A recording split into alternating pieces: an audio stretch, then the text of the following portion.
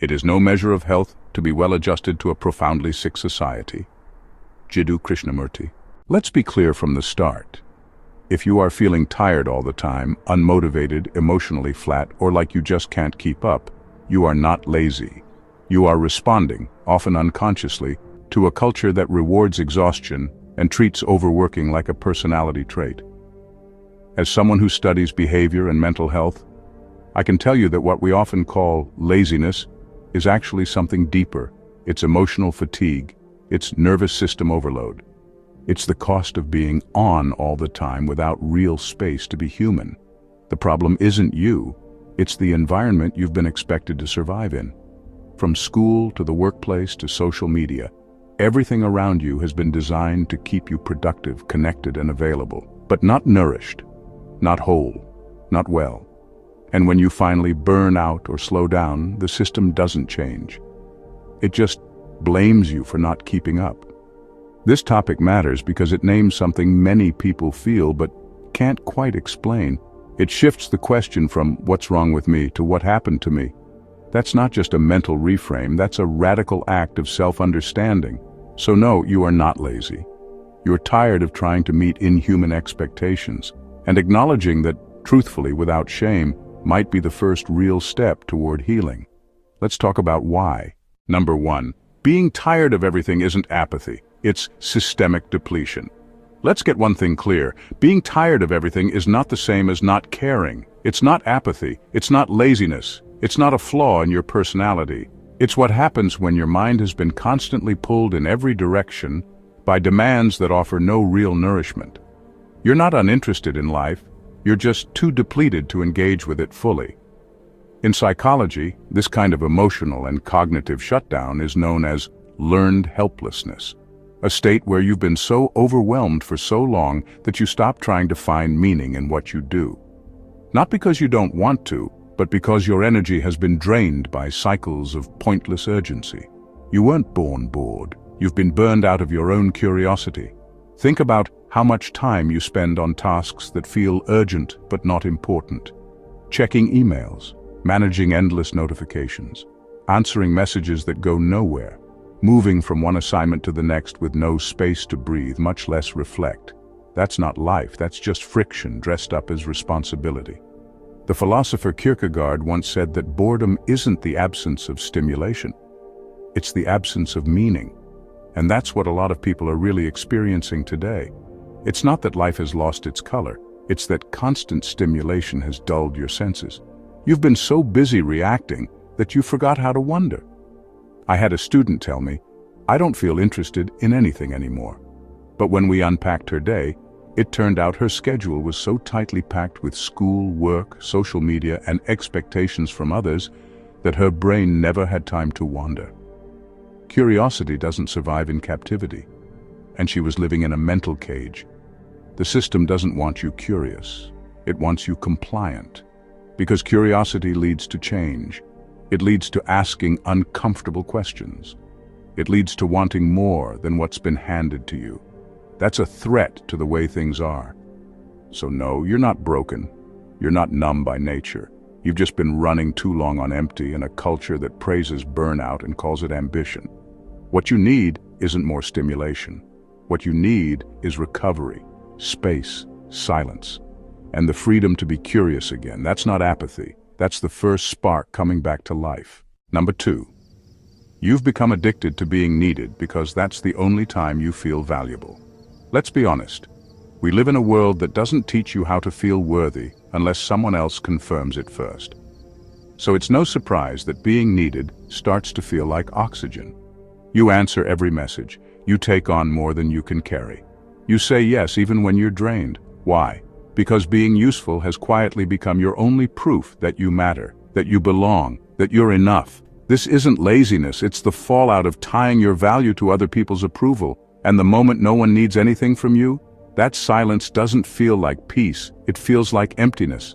Psychologically, this is what we call externalized self-worth. The belief that your value is determined by how well you serve others. And while helping, supporting, and showing up can be beautiful, it becomes dangerous when it's the only way you know how to exist. The philosopher Martin Buber wrote about 2 ways of relating to the world: I it and I thou. In the I it mindset, you are a function, a role, a helper, something useful. But in I thou, you're allowed to just be, not for what you provide, but for who you are. The problem is, most systems only reward the I it version of you. So over time, that's the one you start to believe is real. I had a client who always jumped in to fix things for everyone. At work, at home, in relationships. But when no one needed help, she felt invisible. She thought she was lazy for not doing more. But what she was really facing was this quiet question. Who am I when I'm not performing for others? If being needed is the only time you feel valuable, then rest will feel wrong. Silence will feel uncomfortable.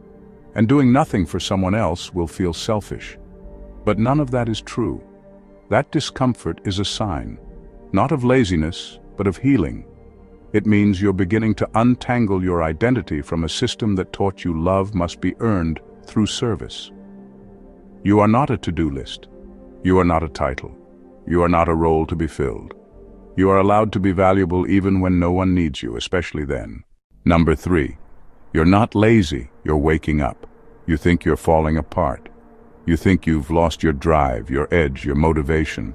You feel scattered, tired all the time, unable to focus. You call it burnout, and it is. But what if I told you that underneath that exhaustion, something far more powerful is happening? You're not lazy, you're waking up. Burnout isn't just your body waving a white flag, it's also your mind trying to break out of something that no longer fits. The collapse you feel, that's not weakness, that's resistance. It's the first step in refusing to live like a machine.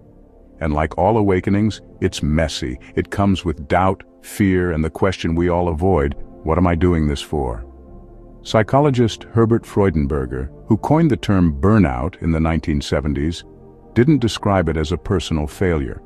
He saw it as a response to chronic stress and emotional exhaustion, especially in systems that demand too much and give too little. Your burnout isn't your fault. It's your mind's way of telling you the equation no longer adds up. And then there's the philosophy. Think about Albert Camus and his idea of rebellion. The moment you realize the absurdity of a system and choose to reject it, even quietly. Burnout, in its rawest form, is your first whisper of rebellion. You're no longer able to pretend this is fine. That endless work with no meaning, constant busyness with no rest, ambition with no soul, that this is just how life is supposed to be. I had a student who said, "I'm not motivated anymore." But the truth was, she was finally seeing the structure for what it was. She wasn't failing. She was just done pretending. So yes, it might feel like collapse. But what's really happening is your deeper self stepping forward and saying, I won't do this anymore. You're not lazy. You're lucid. And that clarity, though it comes at a cost, is the beginning of something much more honest. You're not a cog. You're a person. And once you see the machine for what it is, you can't unsee it. That's not the end. That's the beginning. Number 4. Every system around you is built to keep you exhausted and obedient. Let's pull back the curtain for a minute. Because the exhaustion you feel, the constant pressure, the endless to-do list, the sense that you're always behind no matter how much you do, that isn't a personal failure. It's not a glitch in the system. It is the system, and it's working exactly as designed. Look around. Your day is broken into chunks that revolve around productivity. School bells, shift changes, calendar alerts. Your phone pings you with dopamine rewards to keep you hooked. Every app, every platform, every workflow tool, all built not to make you freer, but to make you more efficient for someone else's benefit. You are expected to be alert, responsive, and available, always, but only in service of output. Psychology has a term for this: learned compliance. It's what happens when systems reward you just enough to keep going, but not enough to feel whole. You start measuring your day and how much you got done, rather than how you felt while doing it. Your exhaustion gets praised. Your boundaries get questioned. Even your breaks have to be productive. Philosopher Byung-Chul Han calls this the Burnout Society, a world where people are no longer oppressed by external force, but by internalized pressure. We've turned into self-surveilling workers, pushing ourselves to the edge in the name of discipline. But it's not discipline. It's manipulation, dressed up as ambition. Let me give you an example. I once worked with a student who had 3 productivity apps running at once. She was timing her breaks, tracking her habits, and optimizing her rest. And yet she was constantly exhausted. Why? Because even rest had become work. Even silence had a timer on it. That's not freedom. That's a quiet form of control. So when you feel tired, unfocused, or resistant to starting something, it's not because you're weak. It's because your nervous system is reacting to a world that treats energy as a resource to extract, not a signal to respect. You're not broken. The system is working against you, not for you. And the most radical thing you can do in that setup, slow down, turn off, say no. Not because you're lazy, but because you finally understand what's going on. Exhaustion isn't a side effect, it's the point. And seeing that clearly is the first step in stepping out. Number 5. Work-life balance is an illusion. Let's be honest. Work-life balance sounds nice, but for a lot of people it's a polite way of covering up a much deeper issue. Work has taken over everything. It's no longer something you do, it's something you are. And that's where the problem begins. You're not lazy for wanting less work. You're waking up to the fact that life isn't supposed to revolve around your job title. Somewhere along the way, society stopped asking who you are and started asking what you do. And the moment your answer didn't sound impressive enough, you felt like you had to apologize for it. Psychology calls this role engulfment. When a single part of your life, like work, takes over your entire sense of identity. You don't just say, I work in tech. You say, I'm a product manager. It sounds subtle, but it's not. It shapes your relationships, your sense of self-worth, even how you measure success. And when that role becomes shaky or unfulfilling, you feel like you're the one who's broken. Philosopher Alain de Botton once said, there is no such thing as work-life balance. Everything worth fighting for unbalances your life. But that quote only holds up if the fight is something you chose. If you're constantly unbalanced for the sake of a system that never returns the favor, that's not ambition, that's entrapment. Let me give you an example. I had a former student who landed a high-paying job right after graduation. On paper, he was successful. But 6 months in, he said something that stuck with me. I don't know who I am outside of this job. I don't have a life to balance with work. That wasn't laziness speaking, that was grief. The grief of realizing he'd been taught to build a career but never a self. Wanting less work doesn't mean you lack ambition. It means you understand that your job is just one part of your life, not the whole story. It means you know rest is not a waste. Joy is not a reward. And your worth isn't tied to your productivity. Life isn't supposed to orbit your job. It's supposed to include it. And that realization, that's not weakness, that's clarity. Number 6. Your productivity is monetized while your exhaustion is ignored. Let's unpack something that many people feel but can't quite name. Your productivity is praised, tracked, rewarded, even celebrated. But your exhaustion? That's invisible. Worse, it's treated like a personal flaw. The truth is this: your productivity is monetized while your exhaustion is ignored. And that is not a coincidence. It's how the system is built. We live in a society where being busy is seen as proof of worth. People proudly wear stress like it's a badge of honor. I've been so swamped lately becomes a way of saying, look how important I am. But when someone hits a wall, when their brain fogs up or their body refuses to keep pushing, suddenly the tone changes. They're lazy, unmotivated, not doing enough. Sound familiar? This is not about personal weakness. It's about a structure that runs on overextension. The more you give, the more it takes. And the second you stop performing at full speed, the system no longer sees you as valuable. Psychologically, this is tied to what's called functional freeze. It's when your nervous system becomes so overworked, it shuts down to protect you. You're not just tired, you're biologically unable to keep going. Philosopher Byung-Chul Han called this the Burnout Society, a culture where people push themselves not because they're forced, but because they feel they must, even when it's destroying them. Here's an example. Imagine someone working remotely who answers emails at 11 p.m., skips lunch, and still feels guilty for not doing more. Their company says, take care of yourself, but rewards those who never stop. That's not freedom. That's manipulation dressed as choice. You are not lazy for needing rest. You're responding quite intelligently to a system that exploits your energy and gives nothing back.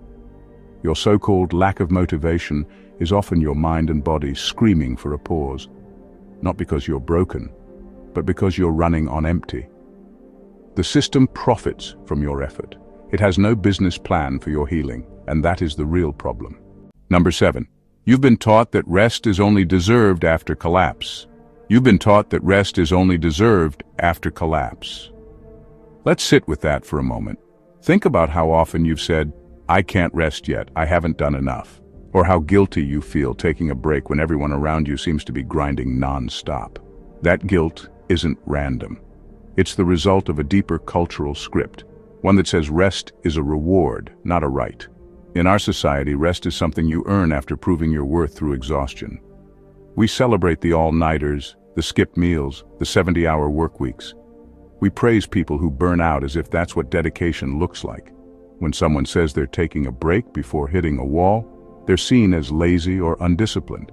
But when someone collapses from stress, we say they gave it their all. This mindset is dangerous. From a psychological perspective, it reinforces a cycle of overwork that leads to emotional numbing and physical breakdown.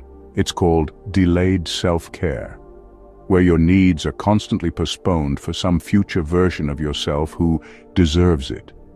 That version never arrives. Philosopher Simone Weil once said, "Attention is the rarest and purest form of generosity." But attention to yourself, your body, your limits, is something the burnout culture tries to take from you, because a rested, self-aware person is harder to manipulate. Let me give you an example. A student of mine once asked for an extension on a paper. She said, "I haven't slept in 2 days. I've been studying non-stop. I feel like I'm failing." She was in tears. She was doing everything right, working until collapse, and still felt like she hadn't earned a break.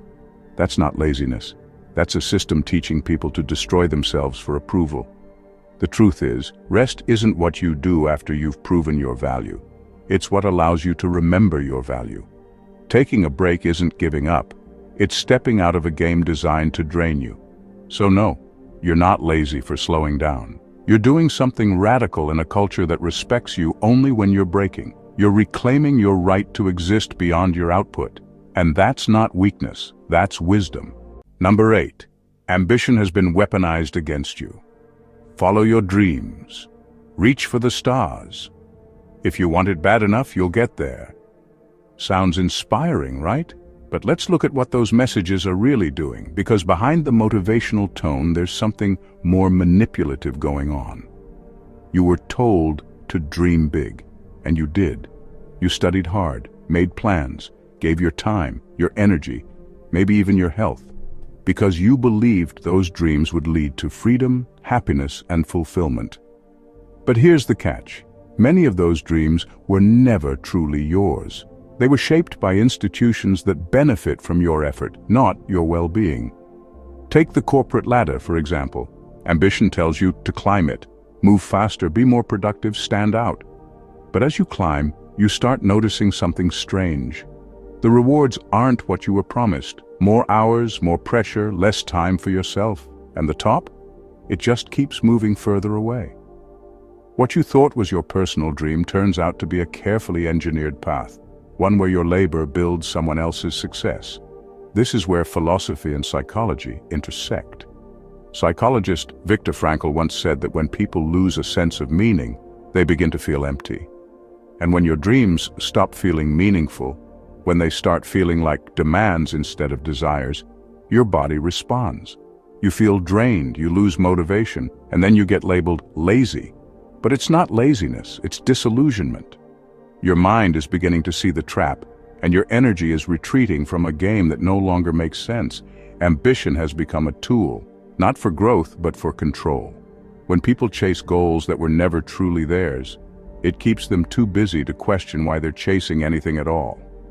Let me give you an example. I had a student who wanted to become a doctor.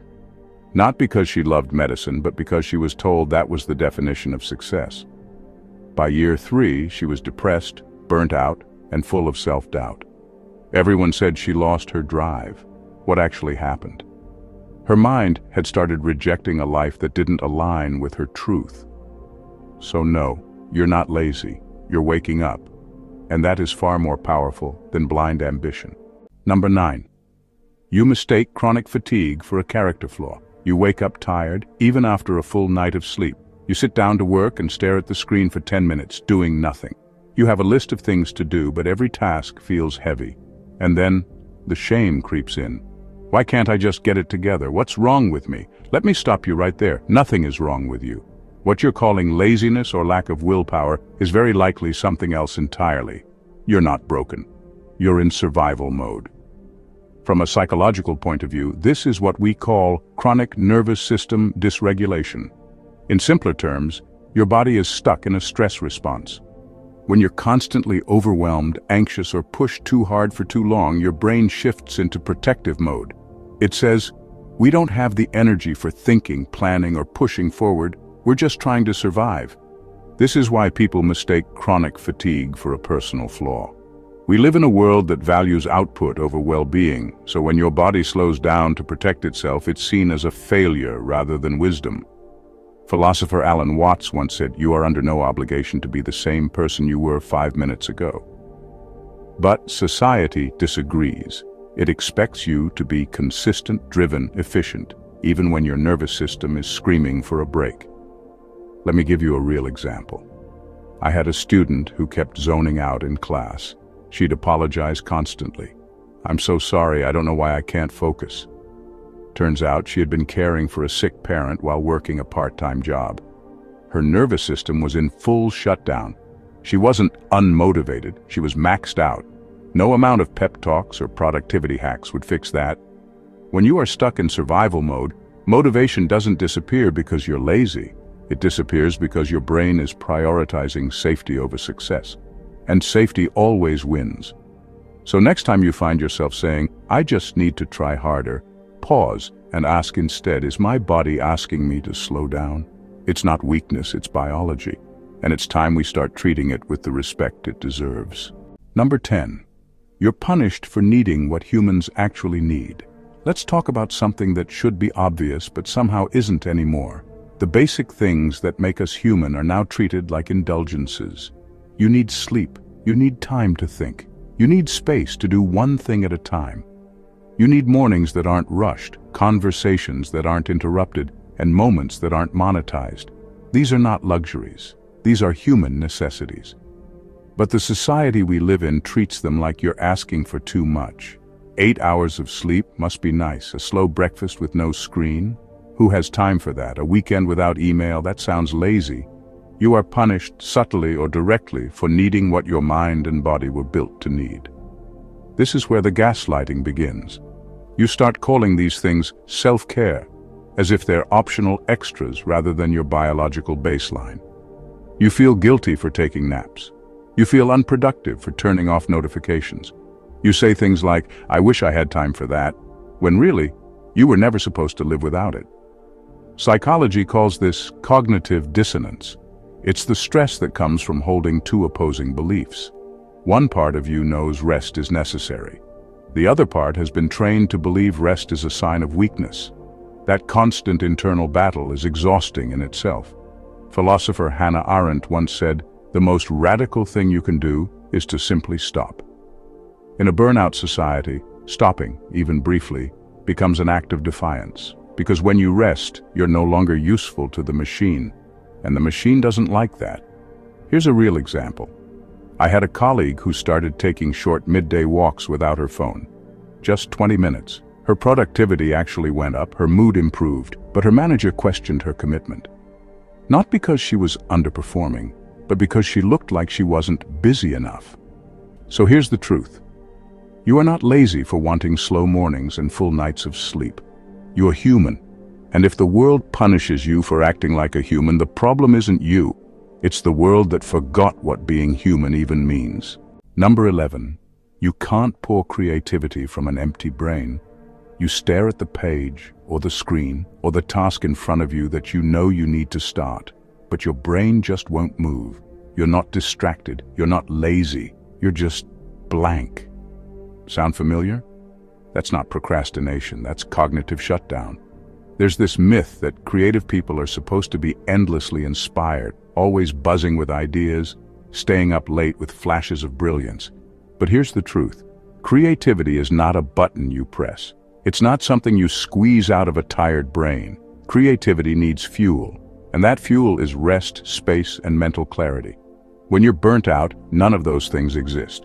Your brain is not failing you, it's protecting you.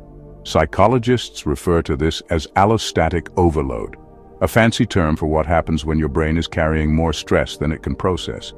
You're not short on talent, you're short on capacity. Think of it like this.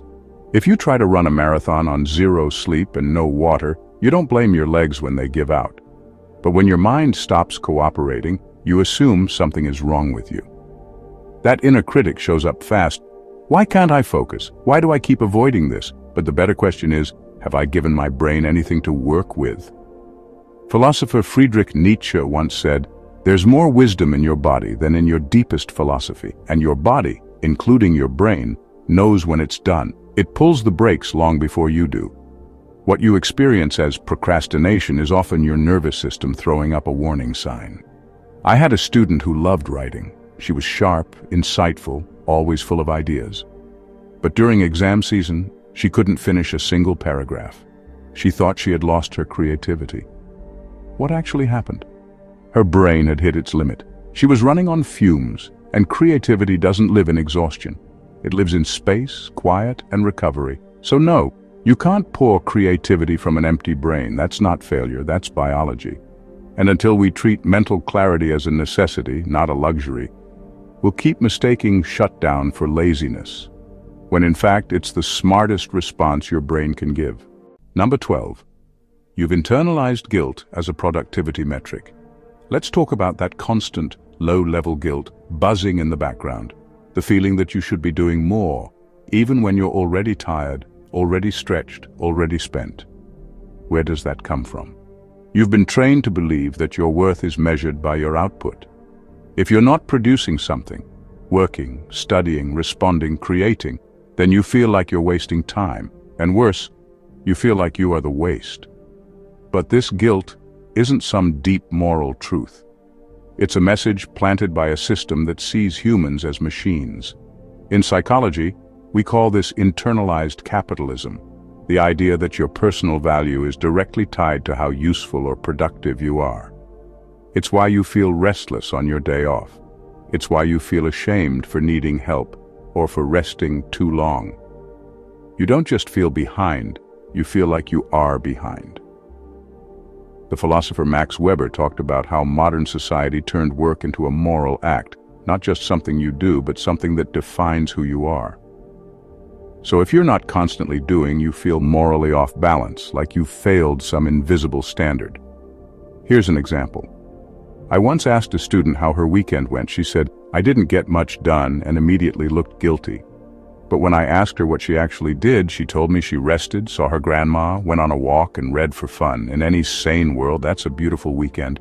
But in a burnout society, it feels like falling behind. That guilt you feel, that's not your conscience. That's a product of a system that profits from you always being a little dissatisfied with yourself. Because guilt keeps you moving. It keeps you logging back in, checking your phone, feeling like you're not enough, and reaching for productivity as the fix. But here's the truth. Your value isn't something you earn by grinding yourself down. Guilt is not a reliable guide.